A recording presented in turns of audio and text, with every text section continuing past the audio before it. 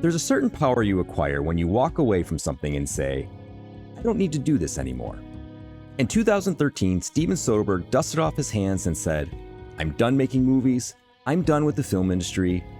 Peace the F out. Now, while that's not a direct quote, at least I don't think, it's the gist. But then, just 4 years later, Soderbergh came back.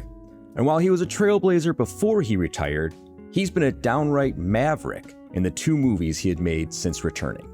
In Logan Lucky, which we covered in our previous episode, Soderbergh threw the theatrical release model out the window, showing his middle finger to the studio system and instead releasing his movie his way.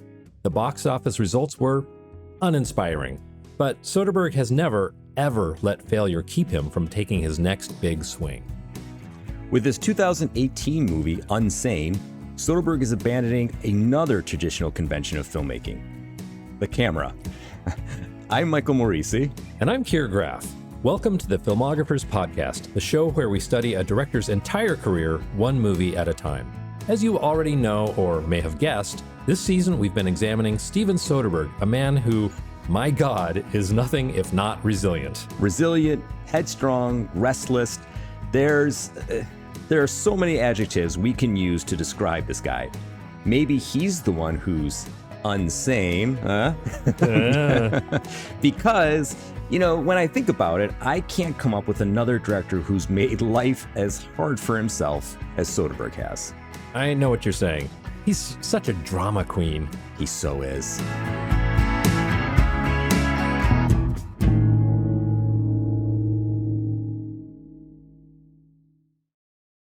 I know what you're thinking. Not another Oscars podcast. But I can assure you, this isn't your grandma's movie podcast experience.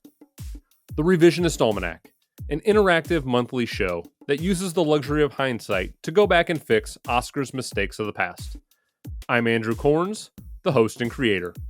So check out the show, which is available on all podcast streaming platforms, as well as in video format on the YouTube channel.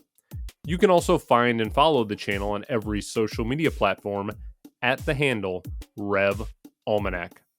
I'll see you there. Now, Keir, before we get into Soderbergh's latest drama, please give us your one-sentence summary of Unsane. I will, but just to be abundantly clear, I want to let new listeners know that I am joking about our pal Soderbergh. We have been studying this man for nearly a year now and have found nothing to contradict the impression that he is the nicest, most humble, least dramatic artist you can imagine, although he makes excellent dramas, not to mention the brainiest. He's an auteur in art, not in behavior, and that's why we love him. So that said, Keir, tell me about Unsane. Unsane in the membrane. Tell me.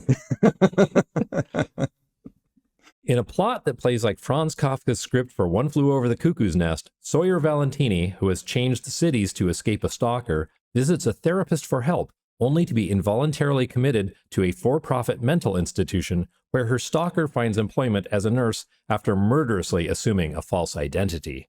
So when you talk about Unsane, one thing is always going to stick out. That it stars Joshua Leonard from the Blair Witch Project? Josh? Josh? Josh? Josh! Josh! Josh! Josh? Josh? Josh! No. I mean, kind of, yes, because that is really cool, but also no. What I was going to bring up was how Unsane wasn't filmed with a traditional camera. Not Panavision, not the red camera Soderbergh used in Che, not even the camcorder he used in Full Frontal. Soderbergh didn't need his camera because he had his iPhone. An iPhone 7 Plus, to be specific. Which is crazy because that's now is a relic at this point. Technology comes at you fast, Mike. It does, Ferris. Before we dive into Soderbergh's usage of an iPhone and his decision to film Unsane this way, I do want to dispel some false history here, because a lot of people tend to believe that Unsane was the first movie, at least, commercial movie, and it wasn't. I've heard it said many times over the years, and I may have even believed this myself at some point, to be fair. But it's actually not true. A lot of movies were made on iPhones before Unsane. Maybe they're not as recognizable and didn't have the publicity that Soderbergh draws, but they do exist. Most notable among them is Tangerine, Sean Baker's breakout film. Sure. It was shot actually 3 years prior to Unsane and released in 2015. Yeah, an early adopter. But the idea has definitely caught on. I mean, next year we'll see 28 years later, the third movie in Danny Boyle's zombie apocalypse trilogy, which was also filmed entirely on an iPhone and is being advertised as the first blockbuster to be shot this way. Yeah, it's really interesting. And I really like Danny Boyle, so I'm intrigued to see how this movie will look given its scale and given how much the iPhone technology has progressed, and now also the add-ons and things that you can put on the phone itself. Which you're not shooting with your stock iPhone here. I mean, I feel like the iPhone, and we'll surely talk about it in a couple episodes in a row here. The iPhone has adapted almost to be more filmmaker friendly, I think, since this time. Yeah. So anyway, Soderbergh may not have been the first, and he won't be the last, but he was definitely an early adopter, as you said, Keir, like Sean Baker, and easily the most notable director to take this leap. But again, such is the story of his career. And for him, the decision came down to two things: speed and inevitability. In regards to speed, Soderbergh shot Unsane really, really quickly. And in secret. When the news about the movie broke, a big part of the story was the fact that the movie was already finished and had been made without anyone even really knowing about it. Yeah, which is pretty surprising given the pedigree involved, Soderbergh. Yeah, they could, what would the term be? Good message control or something, message discipline. They kept everybody quiet. Yeah, absolutely. And they didn't have to keep it quiet for long because, he shot it so quickly. It was done quickly. Yeah, edited a day later, whatever. But even by Soderbergh's standards, for Unsane, he went leaner and meaner, I guess you can say. He's already a guy who's his own DP, camera operator, and editor. So there's not a lot of parts that you can lose, but for Unsane, he somehow went even smaller. In an interview with the National News, Soderbergh said that the camera department for Unsane, the entire camera department, was him, the assistant cameraman, and the backpack that the iPhone was stored in. That's it. It allowed him to be fast and nimble. He spoke about how he was able to travel light going from one location to another, and that in and of itself is huge.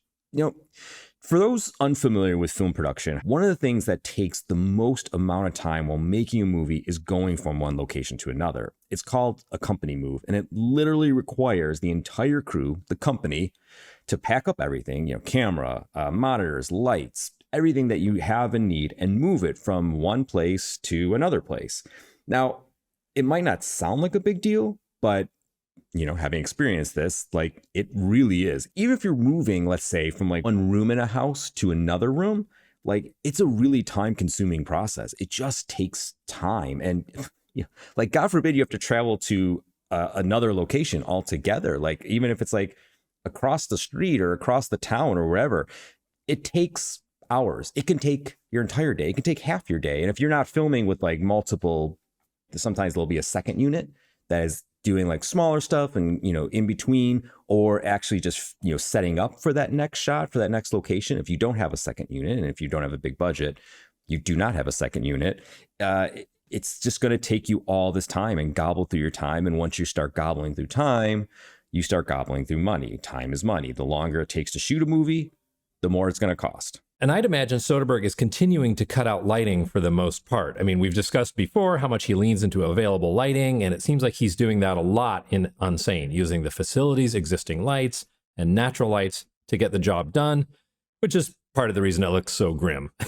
Yeah, I mean, and fittingly so. It certainly seems like that is the case. That is what he's doing. And speaking now to the second part of it, talking about speed, now is the second thing that I mentioned, which is inevitability. In an interview with Vice magazine, speaking about his decision to shoot Unsane on an iPhone, Soderbergh said this: "I think this was inevitable in my case.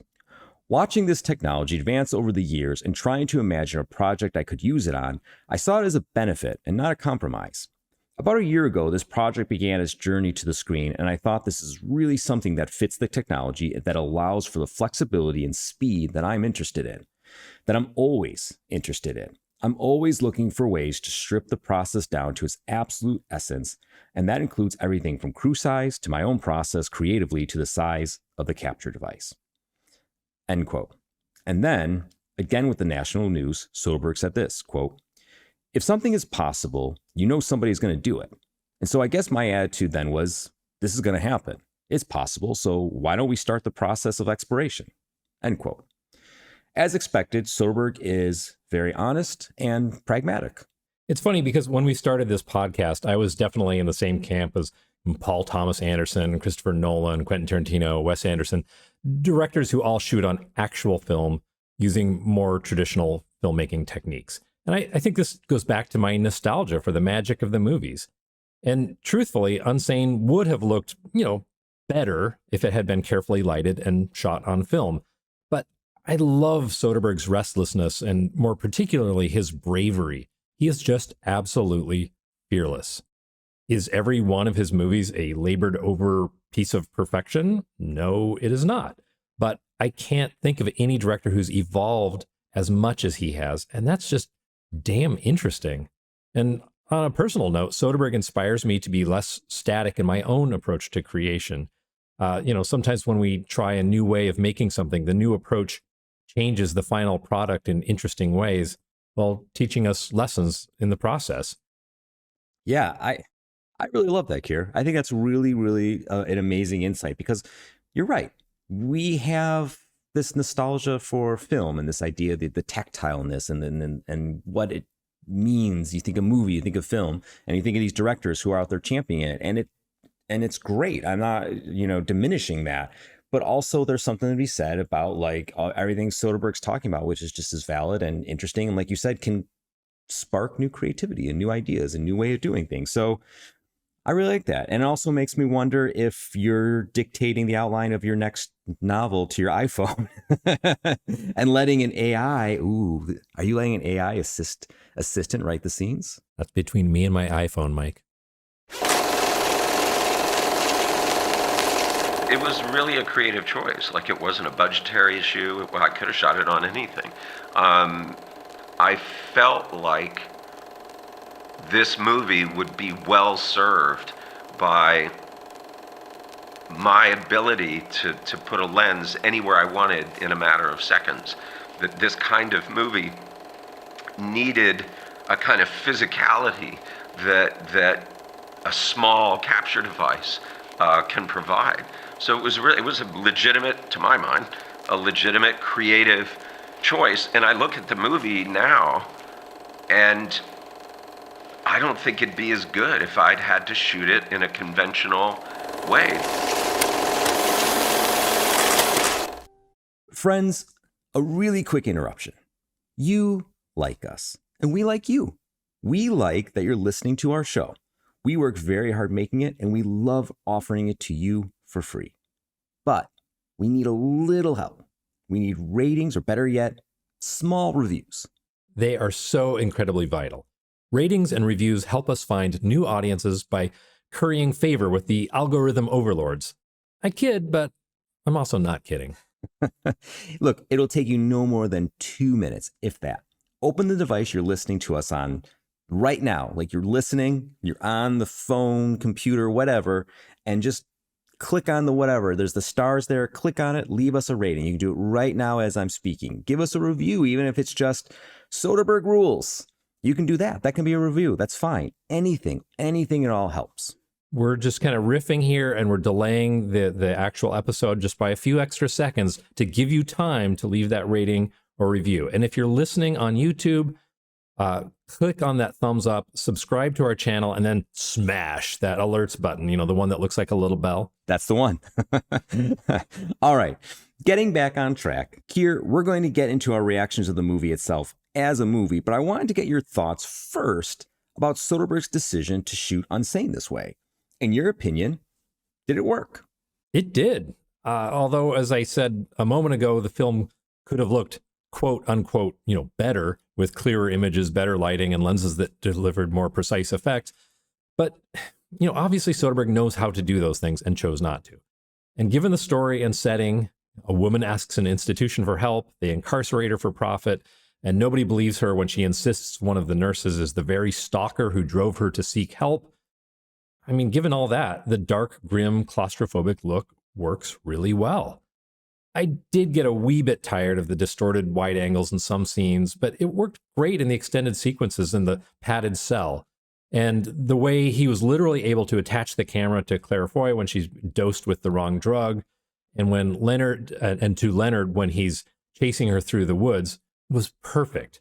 The drug freakout scene in particular was amazing, like really cool. It was interesting that in the forest chase, they shot day for night, I guess because, a tiny iPhone lens just can't take in enough light to make night shooting even possible. Yeah, probably not. It's funny. So my oldest, who just turned a teenager. Oh God. But he's really into filmmaking, and I was explaining to him day for night, and he wants to make a number of pictures, and he was saying how Dad, I'll shoot day for night, and I was like, well, I'm not sure you're there yet. But I applaud you for knowing what day for night is. That's really cool. He's got to watch I got to watch some of the behind the scenes, the BTS of Nope, which they did a lot of day for night, which is really fascinating how Jordan Peele did that. I should show that to him. I don't want him to get intimidated because it's very grand what they did and very innovative and cool, but I think he'll dig it. But anyway, we're on the same page. I liked it. It's form and function, for the claustrophobic feel, for that tightness, for that feeling enclosed and trapped in this place. She's literally trapped. All those things that you said, all the things that I think have been mentioned about the movie. The iPhone works really, really well. I'm totally on board for everything. And I think we're on the same page of its limitations. That all said, its pluses, which we know it has many and has really strong pluses. I wouldn't endorse the iPhone for every project. Every time the film being Unsane went into anything bigger than a medium wide, as you said, you can see the depth of field distorting and gets this fisheye kind of thing going on. And made me think of one of my favorite movies ever, Peter Bogdanovich's Paper Moon, which actually comes out in Criterion next month. I am counting the days. I've been waiting for it. It's only ever been released on DVD with bare extras and not a great quality. So to see it now, the 4K is I cannot wait. But anyway, Paper Moon has, in my opinion, some of the most memorable and striking depth of field shots in all of cinema. Now, as a side note, Bogdanovich was a student of and friend of Orson Welles. Orson Welles actually lived with him when he was pretty low in the industry and life and stuff like that. Orson Welles lived in Bogdanovich's house. I did not know that. Yeah, there's fascinating stories of Orson Welles eating Bogdanovich's daughter's ice cream and then blaming it on Peter.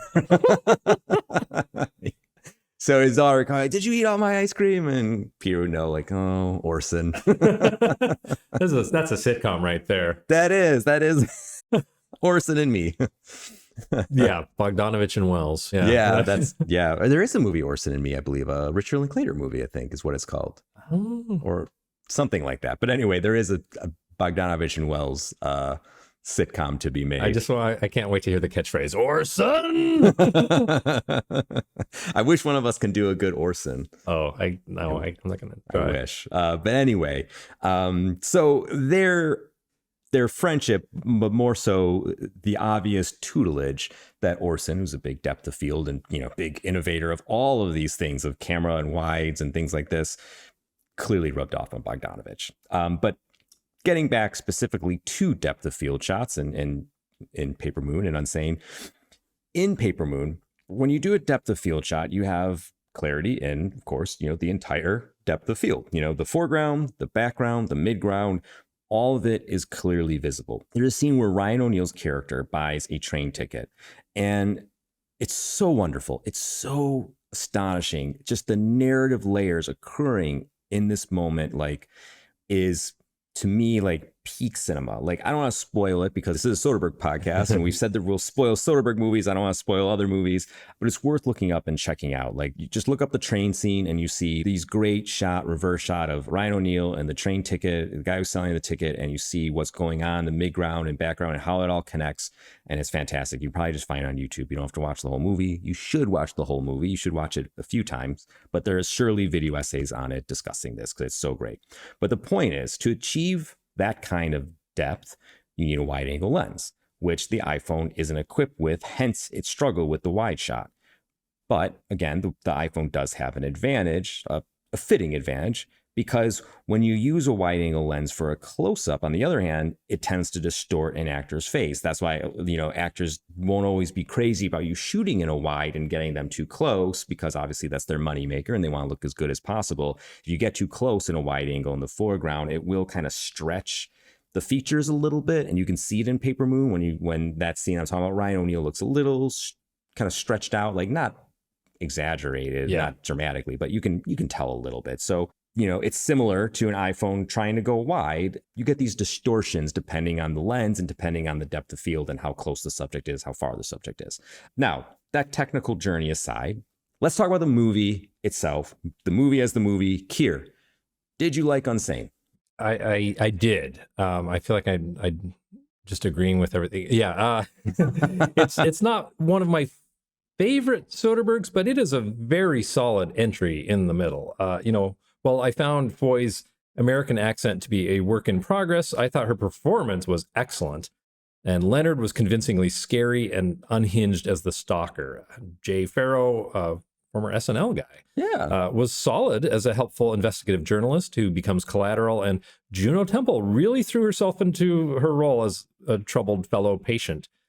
Well, I had some questions about how it actually all worked. Like, are there co-ed wards in real life?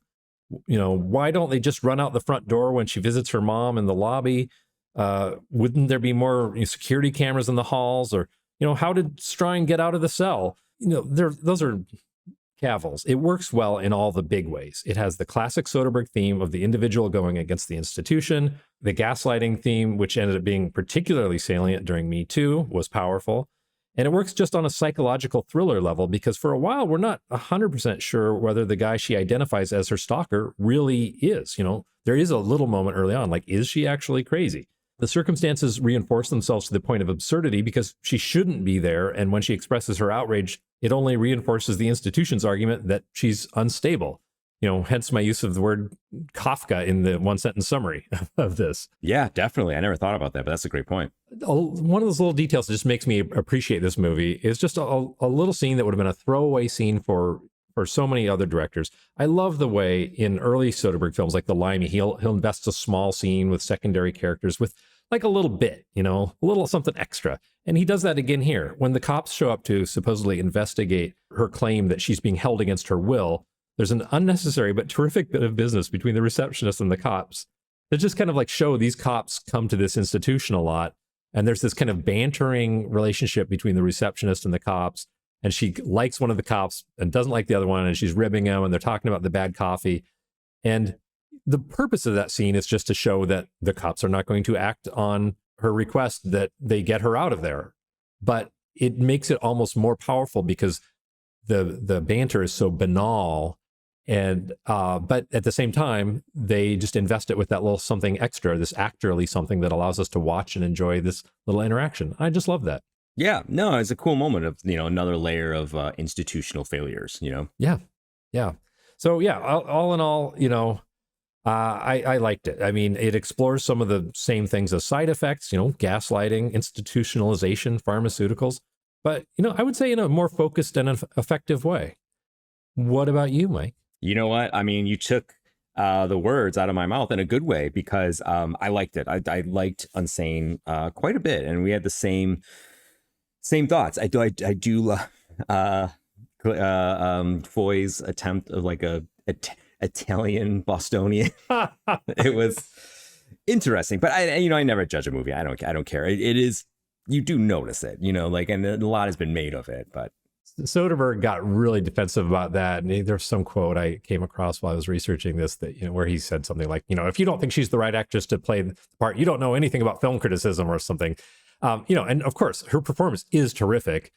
Apart from the accent, I do like it is kind of one of my ongoing bugaboos that like British actors are always cast as Americans, but nobody trusts an American actor to play British because we always sound like Spinal Tap or whatever. I say we, I'm not an actor, but it's fine. Actors should be able to play anything, in my opinion, that they can convincingly do. But there are a lot of British actors taking a lot of like kind of tough American street roles, and there have been for decades. Are we going against, like, is this like get off my lawn, Brits? kind of. No, not at all. I mean, like I said, I think people, the right actor should play the right role, Yes. but it is just kind of amusing to me that like it goes one way across the Atlantic. Oh yeah, for sure. And then there's those moments where you find like somebody's British and you're like, whoa, I've never even seen them use that accent, but it's not their accent, it's just their Some their are more normal voice. convincing than others. Like say Dominic West in The Wire, not entirely convincing, but he kind of made it his own thing and he worked. But then on the other hand, like somebody like Idris Elba can play very convincingly. Yeah, that's true. Yeah, absolutely. But yeah, I mean, accents aside. Thank you for indulging me. No, we've had some good indulgences today. Don't forget to like and review. But anyway, I really like the movie. I'm with you on everything. Now going back to something that we actually split hairs about was Side Effects, which is a movie that you enjoyed more than I did. Yes. And it's an easy comparison because they both have this, they're both these thrillers and they both have something to do with pharmaceuticals and healthcare institutions. I like this quite a bit more because I just found it had, and you mentioned this too, but it had the narrative tightness that Side Effects lacked. Now, Unsane, it's hard to compare because Unsane, and I think everyone involved in Soderbergh will admit, it was also trying to do less. I think they're like, hey, we're making this movie on an iPhone and we're shooting it quickly and we're trying to be nimble and we're trying to be really cheap. So they're probably having a lower ceiling in a sense of like what we're going to try to do in terms of scale, ambition, and this goes to story as well. So there is a little bit of a tough comparison because like one is a micro budget thing and the other one had like a multi-star cast and a very healthy, I think it was like 30 million or 20 million or something like that. It was a robust budget, especially in comparison. Yeah. Nonetheless, there is some crossover between the two. And I felt, like I said, in the Side Effects episode, that like Side Effects had an interesting thing to say about healthcare and medicine and American, especially policy around it in particular, and decided to forget it, more or less. And where Unsane really keeps that thread going and really keeps it going about the evils of for-profit health and how they damage people and, how it's, just bad. But Unsane also didn't belabor it as well. It's not the whole thing. The main thing is the stalker relationship and the chilling aspects of that, which I thought were really great. I mean, it's definitely to me, and I wonder your thoughts, it's definitely to me his most Hitchcockian movie.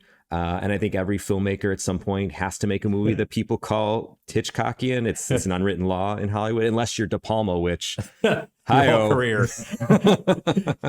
We love De Palma. But yeah, I mean, it's a hallmark of a Hitchcock movie. It's the wrong person entangled in a conspiracy, a little bit of a labyrinth of bureaucracy.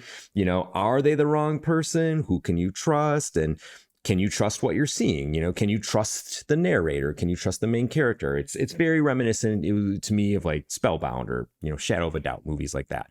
But I don't know. I mean, did you see the Hitchcockian thing in there? Oh, yeah. Yeah. Hitchcock was in my first draft of the one sentence summary until I went in a different direction. But yes, I agree completely. And I do think agree with you. I like this movie more than Side Effects. And I think one of the things that makes it work, you just referred to simplicity, and that's exactly right. Soderbergh often talks about trying to keep things simple. We've referred to that several times over this season, and I think that the simpler focus and the simpler storytelling simply make this more effective.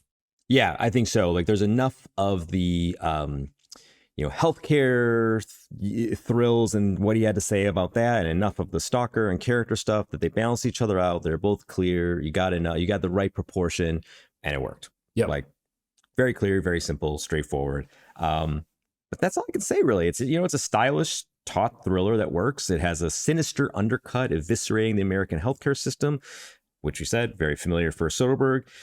Is the real Unsane thing for-profit health? It is. Answer, yes. Yes, it is, for sure.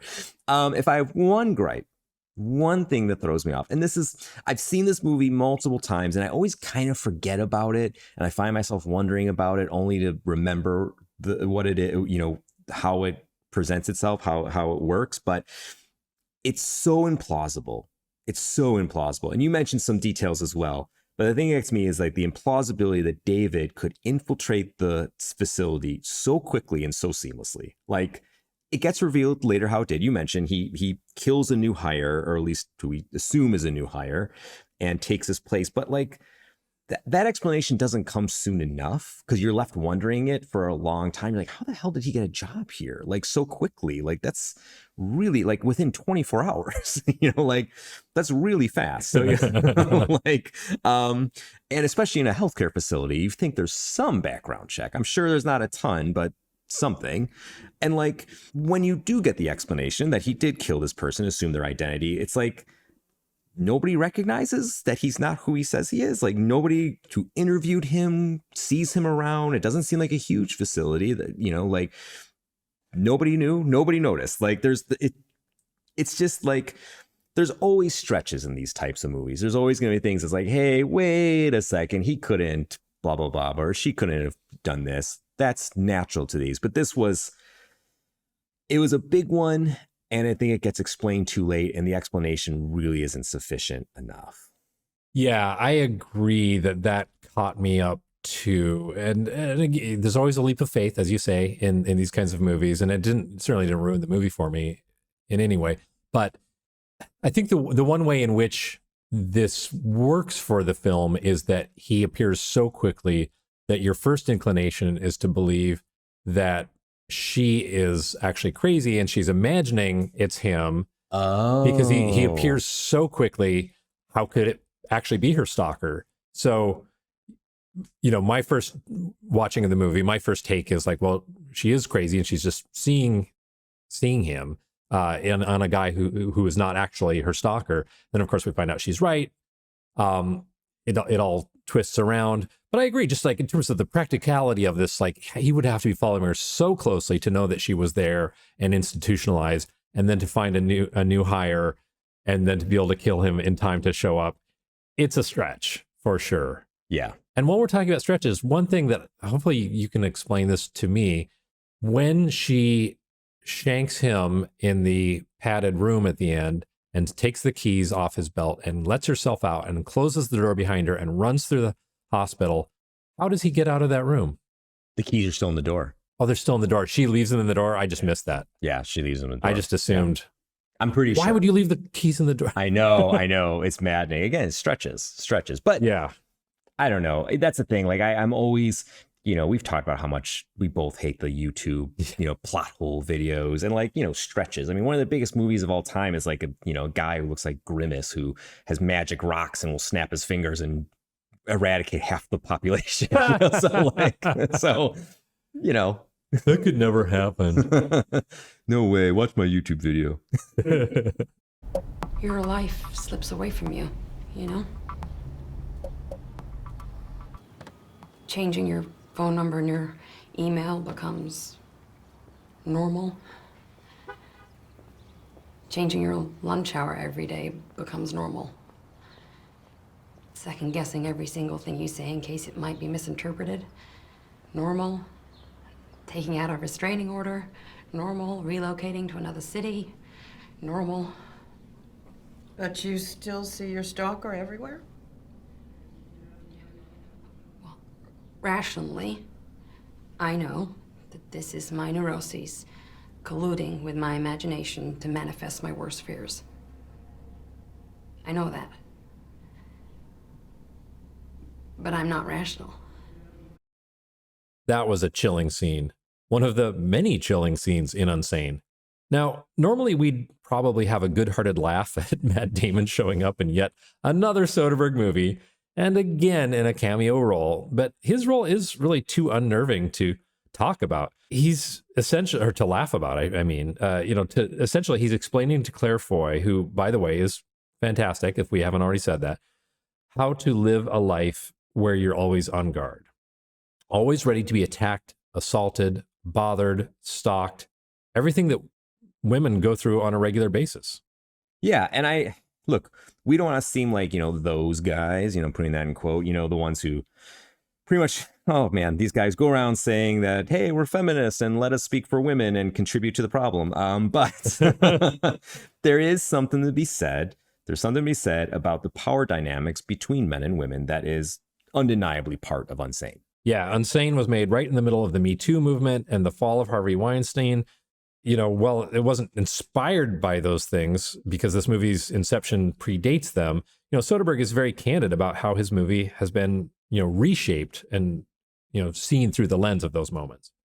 Actually, a little aside here, I don't remember who made this point, but somebody made a really excellent point or there's a funny irony in Matt Damon basically telling this woman that her phone is her enemy, essentially. And this is a film shot on an iPhone. Oh, I thought you were going to say because Matt Damon's from Boston. He could have coached her on the accent. Yeah, I know. That's It's great minds think differently. Okay, but at the heart of Unsane is a woman who, is not only stalked, but not believed when she identifies her stalker. Now, in an interview with iNews, Soderbergh said, the issue of her not being believed takes on a slightly different cast than it did just a year ago because of what is being discussed in the public domain. Furthermore, Soderbergh was very frank about his thoughts on Hollywood's male predatory behavior, and he's been very outspoken about that in general. But, it's interesting to see how these concerns shaped Unsane's narrative, again, before Weinstein's fall and all that, and how it's a movie Soderbergh chose to make when, surely he had many possible films to choose from. I mean, we know he does. He's always thinking about 8 different films, and he doesn't make a lot of them. Yeah, no, I mean, he tries. He comes damn close, but yeah, I mean, thinking about all this, I mean, he is just in all respects a thoroughly conscientious guy. He's very self-aware. He's a deep believer in fairness and equality. He has a moral backbone. We've praised him for many, many things throughout the season, for his creative output, to his professional choices, and everything in between. But it ought to be acknowledged just how good of a person Soderbergh is. Amen. And what also should be acknowledged are 2 other tidbits from that same iNews article. One, that Criterion was set to release Unsane, something that never happened. Talking about Criterion movies we're looking forward to getting or wish we had, that would certainly be one of them. And this article, by the way, was dated, 2018, so cannot imagine that's still actually in the works. No, this is a tough one for me, Keir. This is as a avid Criterion junkie. Boy, would I have loved to have Unsane and Criterion. So I guess we're just gonna have to insert the Backstreet Boys, crooning, that they should quit playing games with my heart and just move on. Yeah, and it's especially frustrating because so many of these later Soderbergh films, he starts making things strictly for streaming or they appear on Netflix or HBO. Some of them don't even have a physical media copy at all, which just drives me crazy because as we've talked about ad nauseum, we believe you should be able to own a physical copy of the thing so that you can watch it whenever you want and not worry about what streaming service it's jumping to or whether it's removed entirely from streaming. Yeah, I mean, it's funny. Sorry to interrupt really quick, but I was actually looking for a High Flying Bird for one of our future episodes, and it doesn't exist at all. And I was thinking that exact same thing. And I wonder, Netflix has recently brokered a deal with Criterion. There's a lot of their films have made that jump. Power of the Dog. I'm, of course, now drawing a blank on every single one of them. But there's a lot of Netflix, especially their prestige films, that have made the jump to Criterion for a physical release. So maybe these are just a few years too early. I don't know, but you could still always release them. I can see High Flying Bird, any of these movies, because they have a relationship with Soderbergh. For God's sakes, they released 2, Spalding Gray movies. I mean, yeah, if you can have Spalding Gray movies on Criterion, surely we can have Unsane. Yes, absolutely. Or High Flying Bird, any of these movies that, Unsane to be clear, Unsane does have a Blu-ray release, a very stripped down. That's There's true. nothing That's on true. it. But yeah, I would want a better version, and I want a version of what was it? His trio. I think there was 3 Netflix movies that he made. I would want those too. And we want director's commentaries. Come on, Steve, start doing director's commentaries again. Like the late period Soderbergh, like he's too busy, I guess, to go back and revisit these old films. But he is the best guy on commentary because of his honesty about himself. We're good with words. He's so honest and he's so perceptive. And I wish every one of his films had a director's commentary. It would certainly made our job easier this season. Let's face it, some people have a way with words, other people not have way, I guess. If you guys are all distraught about the lack of physical media for certain Soderbergh releases, get yourself a box of tissues because it gets even worse. Also, something we learned from this article, Soderbergh, who loves to recut other people's movies, we've noted this before, he recut his own version of 2001, telling it from Hal's perspective. I had not known this, but he ran into trouble with the Kubrick estate, and that ended that. But got to quote him on this because, again, this is why he's the best in terms of commentary and speaking about the industry. He said, quote, "I've acknowledged that it's completely indefensible from a moral standpoint, but it's in aid of this idea of exploration, education, and sort of asking what ifs. Because when you are in the editing room, that is really the game, asking what if. All I'm trying to do is ask some of those questions, and it crosses over at times into inappropriate touching. It didn't take very long for the letter from the Kubrick estate to show up." End quote. And so this is something he had recut and put up on his website, like his black and white Raiders of the Lost Ark. Just something, he's not making money off it. He's just doing it to explore and to share his love of cinema. And I don't even know if they can do like a cease and desist on that, because if you're not making profit, and I'm working on a documentary right now, if you're using clips, and this is why like Siskel and Ebert were able to get away with it, for example, if you're using clips of film or clips of anything and you're using them, they were on, PBS, they're in public broadcast, it falls in the bucket of education. It's fair game. You can do it. So and of course, if you're promoting or marketing as reviewers do, then studios would they'd be crazy to say you can't use this clip as you're promoting our film for us effectively. Right. So I don't know if it expands and gets into that bucket, what he did, but I don't know. Sometimes I think it's just all about this chilling effect because I know in time with my own books, there have been a couple of times where I wanted to use a song lyric. Sometimes something is innocuous. Like for a kid's book, I wanted to use 2 lines from Over the Rainbow. And I thought that was totally fair use, like 2 lines. And the publisher was like, well, we have to get, legal permission and you have to pay for it. So I had to contact, the estate, whoever wrote that, Howard Arlen or whoever, and get permission and pay for these 2 lines from Over the Rainbow. And I do think that if you just did it, you'd probably be okay. But essentially these estates, to defend their copyright, they're very aggressive and litigious, and they send cease and desist letters to everybody whenever they catch anything. And that's so they can make the case in larger cases when people are saying, when there are larger cases of copyright infringement, they can say, look, we've been aggressively defending our intellectual property and we have a track record of doing so. But what gets lost in the mix here is when people have, noble intentions like Soderbergh, or non-profit motivated intentions, or when they're just literally using the tiniest snippet. Yeah. And I'm sure, look, he probably could have pushed back against the Kubrick estate, but do you want to? Exactly. I think he's just, he saw it and he said, well, they don't want it. I'm not going to, can't fight City Hall and you can't fight the Kubrick estate. No. Now, but when asked what Soderbergh would do if someone recut one of his films, he answered, quote, "If someone did a mashup and posted it, as long as it's not represented as something I did and they're not selling it, I really don't care." End quote. That's our Soderbergh.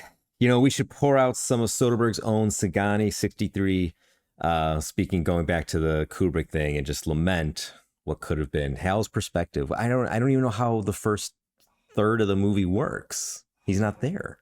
I want to watch it. Maybe I'll just watch and imagine what Soderbergh would do. It'd be hilarious if, just in the scene with the the apes in the beginning, he just cuts in Hal randomly. Hal's watching. Hal, the big red eye of Hal can see. Yeah, I can feel it. Well, pass me that Singani and cheers.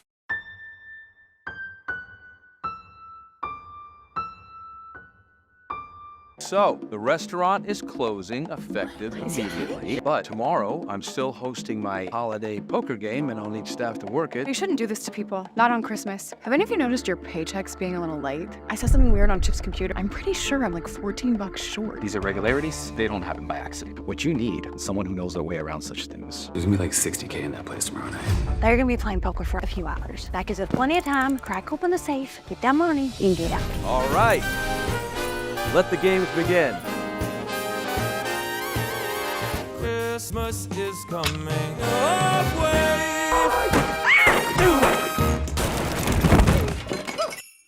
I should explain. Hey there, listeners. Mike here with a brief interruption. What you just heard is a snippet of the trailer for Holiday Holdup, the movie I co-directed/wrote. Holiday Holdup follows 6 restaurant employees who, after losing their jobs right before Christmas, hatch a plan to rob their boss's high-stakes poker game. As the complications and mishaps pile up, one thing becomes clear. It'll take a Christmas miracle to pull this heist off. The movie was inspired by Elmore Leonard, Quentin Tarantino, and yes, our man, Steven Soderbergh, Logan Lucky especially. It's got a wonderful cast, and being an indie film, we've all put our heart and soul into getting it made. Holiday Holdup will be rolling out to various streamers leading up to and throughout the holiday season, and maybe even playing at a theater near you.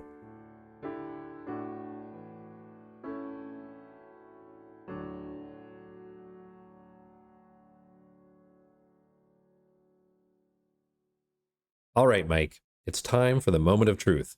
Was Unsane a success? It was. Hooray! Hey, hooray!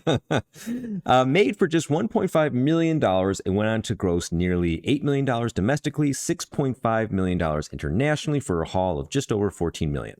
That is a success. And he's back with Bleecker Street, who released Logan Lucky. They're still tiny at this point, so they must have been thrilled. Now, let's go deeper into the numbers because there are some interesting things here. The movie opened to just $3.72 million, which was actually good enough for 11th place that weekend. 11th! I mean, to put that in context, had this movie opened, say, last weekend, meaning the weekend of November 8th, 2024, it would have been in 7th place, probably 6th when adjusted for inflation. So 2 things stand out here. First, the box office is now so different from what it was just 6 years ago. At the time of Unsane's opening, the movie was pitted against Pacific Rim Uprising, the sequel to Guillermo del Toro's marginal hit, Sherlock Gnomes, and a YA romance starring Patrick Schwarzenegger, son of the Governator. Run! Go! Get to the chopper! Also playing, holding over from previous weeks, was Black Panther, Tomb Raider, and Game Night. So a pretty packed multiplex. Yeah, it was. And, I love these little box office time capsules. It's just fun to remember what was playing when and what it was like, I'm just waiting for online gambling to do to box office prognostication what it did to sports. Now, the second interesting thing is Unsane's lasting performance. Typically, as we've noted before, a movie will have a 2.5 multiplier, meaning it'll usually earn 2.5 times its opening weekend haul. Unsane didn't do that. It fell short by nearly $2 million, and its per-screen average, even on opening weekend, was a pretty low $1,859, which begs the same question we had last episode. In the hands of a major studio instead of Bleecker Street, would Unsane have performed better? It's hard to say, impossible to know. Thankfully, Unsane carried such a low budget that its path to success was, relatively an easy one. Could it have made more with better marketing, a more powerful studio influence?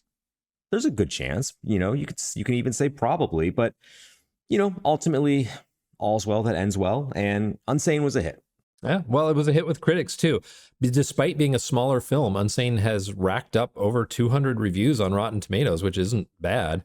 No, not bad at all. I mean, critics seem to enjoy how Soderbergh once again elevated a genre with a simple yet clear and effective story laced with salient themes. Very similar to what we said. Look at us.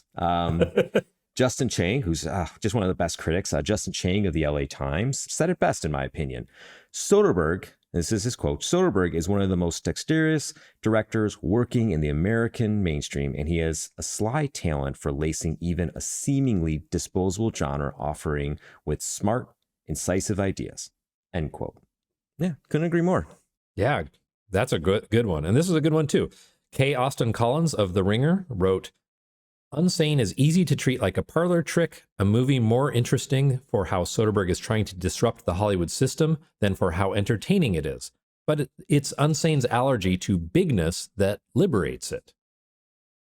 Takes a minute to kind of get your head around that quote, but it's a good point. It's a good point.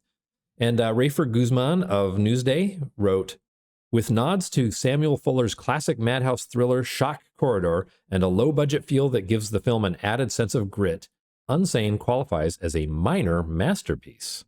Well, yeah, I mean, I fully agree because Shock Corridor rules. It's such a great comparison and one I'm kind of ashamed I didn't think of, to be honest. I love Samuel Fuller. I have not seen that movie, although I did once review a lost Samuel Fuller novel. He has a war novel that is really gonzo. Really? Yeah. That's interesting because I actually have he has a book called Brainquake. That's it. Oh, really? Brainquake. Oh, wow. Yeah, Hard Case Crime. Yeah. Oh, I've never read it. Yeah. I didn't know that was a war novel. Unless I'm misremembering.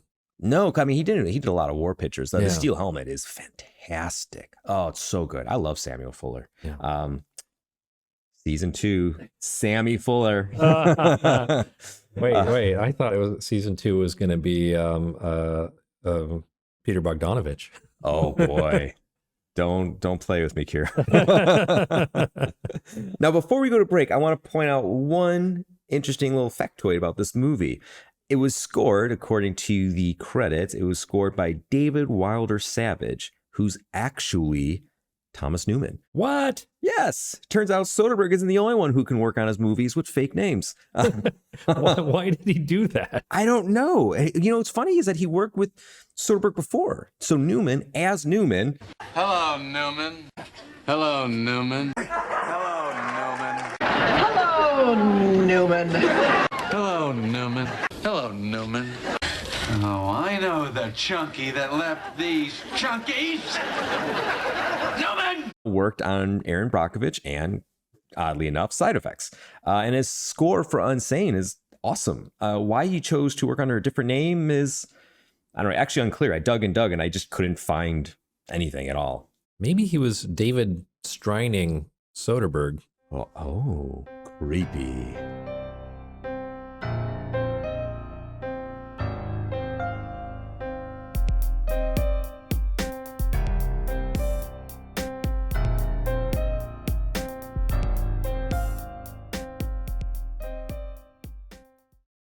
Okay, listeners, that's a wrap.